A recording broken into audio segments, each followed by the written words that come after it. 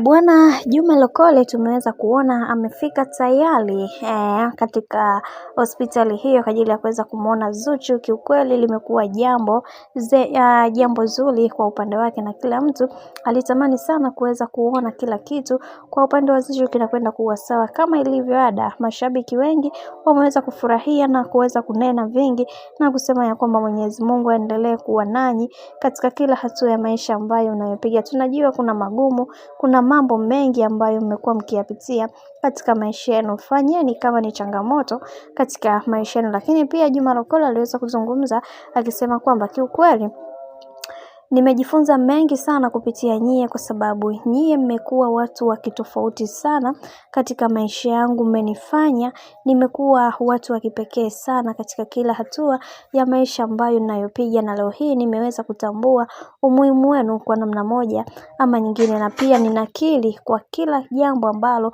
liliweza kutokea, kwani mimi nilikuwa mmoja kati ya mtu ambaye mara zote nikimuonea sana huruma bibi Zuchu kwa namna ambavyo anavyopitia magumu kwa upande wako. Lakini yote ya yote tumeweza kuona nguvu yenu kuweza kuhakikisha maisha yenu yanakuwa katika mikakati na misingi iliyo bora. Lakini ndo kama hivyo, mambo kila siku yanabadilika na kila mtu anatamani kuweza kuona akipata kitu kizuri zaidi kwenye kila hatua ya maisha ambayo anayopiga, na wengi wao waliweza kufunguka vingi na kusema kuna mambo mengi tunatakiwa kuweza kujifunza kutokana na makosa. Haijalishi watu wamekuwa wakipitia changamoto kiasi gani kwenye maisha, ila kusameheana ndio kitu cha umuhimu sana.